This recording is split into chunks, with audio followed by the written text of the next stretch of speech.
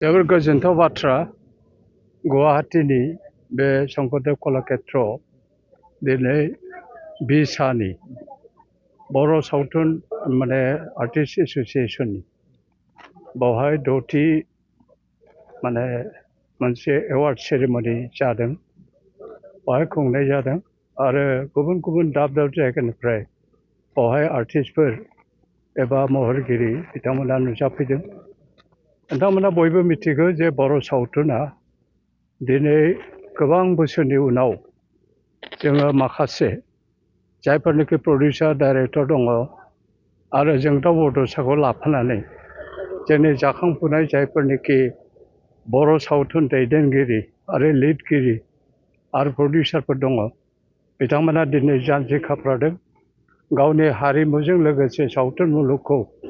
मोनसे मुलुग दरबाराव लांनो थाखाय नाजादों। बे जोबोर गोजोनथाव बाथ्रा आरो बेखौ बोसोरे बोसोरे खुंनानै दिनै 6थि बोसोराव हाबदों। बे जोबोर गोजोनथाव बाथ्रा।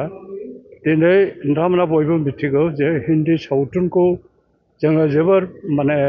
एखेबारे गोनांथि हिसाबै जों बयबो नायबोदोंमोन आरो इंराजि सावथुनखौबो जों नायबोदों। नाथाय माखासे ओनसोलारि सावथुनफोर दङ जेरै रायजोआरियाव दिनै असमियाखौ लाफानानै बेंगलि तामिल बायदिसिना दङ।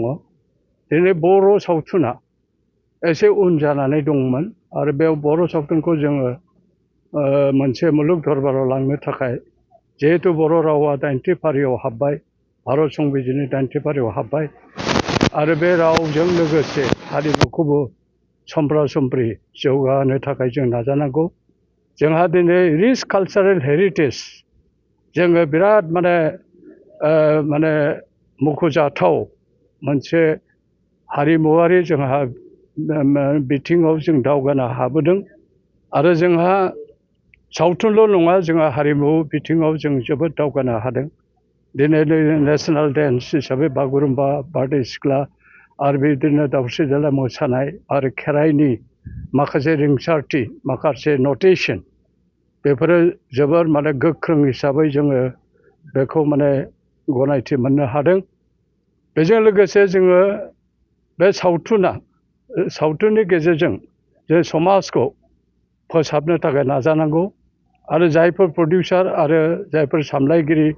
डाइरेक्टर बिथांमोन दङ, जायफोरनिखि स्ट'रि राइटारफोर दङ, स्क्रिन प्ले राइटारफोर दङ, बिथांमोना साननांगोन जे पजिटिभ लाइनाव जोङो सावथुनखौ बे स्ट'रिखौ लिरनांगौ आरो जोङो गुबुन हारिफोर बायदि जोङो बायदिसिना प्रेसिडेन्ट एवार्ड बा पेर'नमा बा बायदिसिना जोङो एवार्ड मोननायनि थाखायबो जोङो नाजानांगौ। दिनै नोंथांमोना बयबो मिथिगौ जे जोंहा नेशनेल सेन्सर बर्ड दङ, स्टेट सेन्सर बर्ड दङ। बे फिल्म माखासेखौ सेन्सर खालामनानै बेनि बिथिंखौ गोख्रों खालामनानै जोङो जाहाथे रजत कमलनिफ्राय स्वर्ण कमल बायदिसिना जोङो एवार्डखौ मोननो हायो। बेनि थाखायनो आङो गासिबो प्रडिउसार आरो डाइरेक्टर आरो स्क्रिन प्ले राइटारफोरखौ आं खावलायनो लुबैयो जे जोङो अखल जोङो रंजानायनि बिथिंखौल' नायालासिनो एन्जयमेन्ट एन्टारटेनमेन्टखौल' नायालासिनो जोङो बर' हिसाबै जोङो बे सावथुन मुलुगखौ जोङो आरोबाव दावगाहोनो हायो नामा बे बिथिंखौ जोङो नायहरनांगौ। दिनै आंखाल मोनसे सानगासिनो दङ जे दानि इनफरमेसन टेक्न'लजि आरो 21st सेन्चुरियाव फेसबुक आरो कम्पिउटार मुगायाव इलेक्ट्रनिक मुगायाव जोङो सिनेमा हलखौ मिनि सिनेमा हलखौ जोङो आसा लाखिबाय थादोंमोन आरो बिटिआर सरकारखौ जों बुंबोदों। बर' थुनलाइ आफादाबो, दुलाराय बर' फरायसा आफाद आरो हारिमु आफाद आरो बिदिनो दिनै बिसा बिथांमोनहाबो खावलायबोदों जे जोङो बिटिआर ओनसोलाव बर' डमिनेटेड एरियायाव जोङो बे सावथुनफोरखौ दिन्थिनो थाखाय पाब्लिकनि मोनसे एन्जयमेन्टनि जों लोगोसे प्रडिउसारफ्रा आरो डाइरेक्टरफ्रा जाहाथे फाइनान्सियेल बेनिफिट मोननो हायो। बेनिखायनो जोङो सिनेमा हलनि गोनांथिखौ बुंबोदों आरो बे सिनेमा हलखौ लुफुंनानै होनायनि थाखाय जोङो आथिखालाव जोङो सरकार आरो स्पेसियेलि गुबुनै जोङो जर'खायै जोङो बिटिआर सरकारखौ खावलायनांगौ आरो होमब्लासो जोङो बे सावथुननि जिथुनिखि थासारि सावथुननि जिथुनिखि बोहैथि दाहार जों बेखौ गोख्रों खालायनो हागोन। दिनै आं गासिबो महरगिरि बिथांमोनखौ गासिबो माने सावथुन सिबियारि बिथांमोनखौ आं दिनैनि बे बुब्लियाव गासिबो आंनि गोसो गोरबोनिफ्राय हामलायथि जासिहरबाय आरो बे 10थि फिल्म एवार्ड सेरेमनिया जाहाथे मोजाङै मोजां थाङो बेखौनो आङो आसा लाखिबाय आरो बयनिसिमबो आंनि गोसो गोरबोनि साबायखरखौ बावबाय। बेखौ जानाय नुगोन नामा?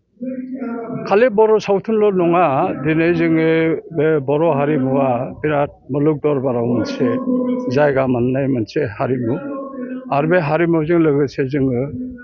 जाय हारियानोखि हारिमु गैया, जाय हारियानोखि मोनसे बेबायदि संस्कृतिबान जाया, कालचार जाया, बे हारिया अन्तत बेयो गनायथिखौ मोननो हाया। दिनै नोंथांमोना नुदों जे साउथ इन्डियान जेब्लानाखि हारिमु दिन्थिफुंनाय जों नुनो मोनदों, मस्ट क्लासिकेल आरो मडार्नजों बिथांमोनहा खारदों आरो बिथांमोननि जिथु नटेसन बे रिंसारथि नटेसनफ्रा बिराद स्ट्रं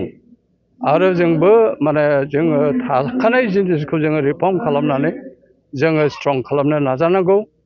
आरो जोङो खालि सावथुनल' नङा जे जोंनि हारिमुखौ जों गोख्रों खालामनो नाजानांगौ आरो बे हारिमुनि गेजेरजों जोंहा मोनसे आंखाल जों नुनो मोनदों जे जोङो जायफोरनिखि मुंदांखा मोसाखावरिफोर दङ, मेथाइ खनगिरिफोर दं, प्रडिउसारफोर दं, डाइरेक्टरफोर दङ, बायदिसिना दङ, बिथांमोनखौ जोङो मोनसे एवार्ड होनायनि राहाखौथ' लानायानो जाबाय, नाथाय जोङो नेसनेल लेभेलाव जोंहा माने ललित कला एकाडेमि दङ, बावहाय जोङो माने बे एकाडेमि एवार्डखौ जोङो संगित नाटक एकाडेमिखौ सानैनि बाहेरै जेरै जोंहा रुंसारि कामिनी कुमार नार्जारी आरो उनाव खिरर खाख्लारि बिथांमोननि बादै जों मोननो हायाखै आरो अस्ताद बिस्मिल्लाह खान एवार्डखौबो जों मोननो हायाखै, सासेल' मोनदों। बेनिखायनो जोङो एवार्डनि लाइनावबो बे बान्थानि लाइनावबो जोङो महरगिरिफोरखौ जोङो थुलुंगा होनो थाखाय जोंहा ललित कला एकाडेमिनि जिथुनिखि संगित नाटक एकाडेमि दङ, बे बान्थाखौ मोननायनिबो मोनसे राहा जों लानांगौ आरो दिनै बे जिथुनिखि बिसानि सिङाव थानाय जिथुनिखि जों नुनो मोनदों बिथांमोनहा एवार्ड प्रेजेन्टेसन होदों आरो बिथांमोनहा फिल्मखौ सायख' आरो गान बाजनाखौ सायख' बिथांमोनहा महरगिरिफोरखौ एनकारेज खालामनो थाखाय सावथुन मुलुगनि मानसिफोरखौ फावखुंगुरफोरखौ माने एक्टिभ खालामनो थाखाय बा बिथांमोनखौ थुलुंगाथि होनो थाखाय जिथुनिखि हाबाफारि लादों आं बेखौ गोसो गोरबोनिफ्राय बरायो आरो इयुनाव जाहाथे बिथांमोना आरोबाव बारानिफ्राय बारा खामानिखौ मावनो हायो आरो आसाम सरकारनि जिथुनिखि फिल्म फाइनान्सियेल कर्प'रेसन दङ आरो बिटिआर सरकाराबो बेखौ बिथांमोनखौ जाय सावथुननि बेलायाव खामानि मावदों बिथांमोनखौ फाइनान्सियेल मदद, राङारि मदद होनांगौ, अब्लासो जोङो हयथ' गसंथानो हागोन आरो जोंनि बे सावथुन मुलुग आरो हारिमुवा गोख्रोंनिफ्राय गोख्रोंसिन जागोन। दिनै नोंथांमोना मिथिगौ जे बागुरुम्बाया दिनै बा बारदै सिख्लाया नेसनेल मोनसे डेन्स हिसाबै स्वीकृति मोनबाय आरो लोगोसे जोङो बायदिसिना माबाखौ जोङो जिआइ टेगबो मोननो हाबाय। जिआइ टेग मोननायनि लोगो लोगो बे जाथिनि कालचार, बे जाथिनि फुड प्रसेसिं, बे जाथिनि गाननाय जोमनाय, हेन्डलुम बायदिसिना बेयो मुलुग दरबाराव मोनसे गोख्रों बिथाथि हिसाबै थांनानै थागोन आरो इयुन जोलैया जाहाथे बेखौ माने आजावनानै लानो हायो आरो इयुन जोलैया जथेस्थ' खामानि मावनायनि मोनसे लामा नुहुरगोन होननानै आं सानो।